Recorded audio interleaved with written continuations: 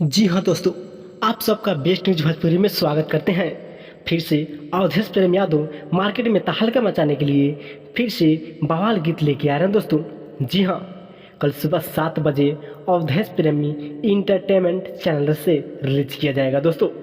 जी हाँ, अवधेश प्रेमी फिर से मार्केट में आग लगाने के लिए बवाल सॉन्ग लेके आ रहे हैं दोस्तों और मचाएंगे तहलका अवधेश प्रेमी यादव।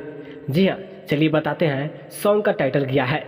जी हाँ, सॉन्ग का टाइटल है ढोड़ीपुर में पान खाइए जुबानपुर में नाश्ता। जी हाँ दोस्तों, चलिए बताते हैं फिर से सॉन्ग का टाइटल क्या है। जी हाँ, ढोड़ीपुर में पान खाइए जुबानपुर में नाश्ता।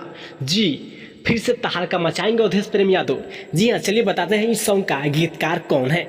जी हाँ दोस्तों, तो इस गाना का गीतकार है राइटर थारू और म्यूजिक डायरेक्टर विकेश भोजपुरिया और रिकॉर्डिंग लक्ष्मी रिकॉर्डिंग स्टूडियो। जी हाँ, फिर से मचाएंगे तहलका फिर से अवधेश प्रेम यादव कुछ अलग अंदाज में धमाका लेके आए हैं दोस्तों। कल सुबह 7 बजे अवधेश प्रेमी इंटरटेनमेंट चैनल से रिलीज किया जाएगा। जी हाँ, मिलते हैं नेक्स्ट वीडियो में।